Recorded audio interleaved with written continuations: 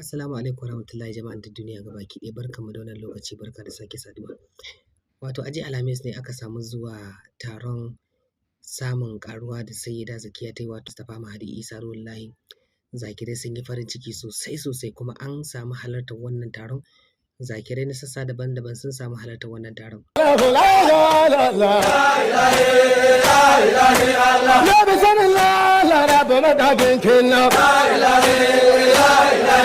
Na domin sa'ar zaki kai karda mai suna.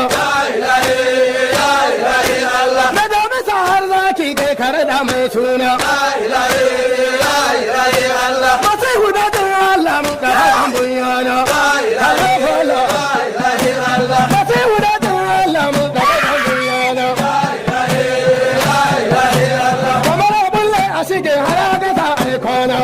Kuma kowa yana mai matuƙar nuna farin ciki da samun wannan ƙaruwa da suka yi, kuma muna amfani da wannan dama domin muna musu Allah ya raya, kuma Allah ya ƙaro wani alheri na gaba.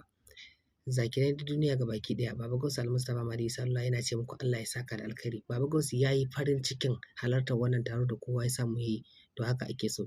Da inda aka ce an samu ƙaruwa ko ta ina ne, in dai aka ce Baba Gausu Al-Mustapha Mahadi Isa Ruhullahi ya yi gayyata, kowane zakiru ya tabbatar da cewa ya samu kanshi a cikin wannan gayyata ta taro, domin neman albarka da kuma samun addu'a ta gari da gurin Baba Gausu Al-Mustapha Mahadin ƙarshe, wato Mahadi Isa Ruhullahi kenan, wanda ya bayyana a cikin ƙasar Nijar, jihar Doso, ƙasar Gishiri, a cikin garin Tudun Baila.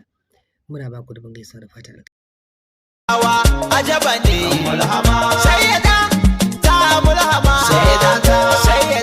sayyada mulhama, sayyada ta sako a rana, juma'a babban rana, kuma ta dace da farin suna, a ranar muka samu mulhama, barka mulhama, barka da sauka mulhama, ya girma yan gidan girma,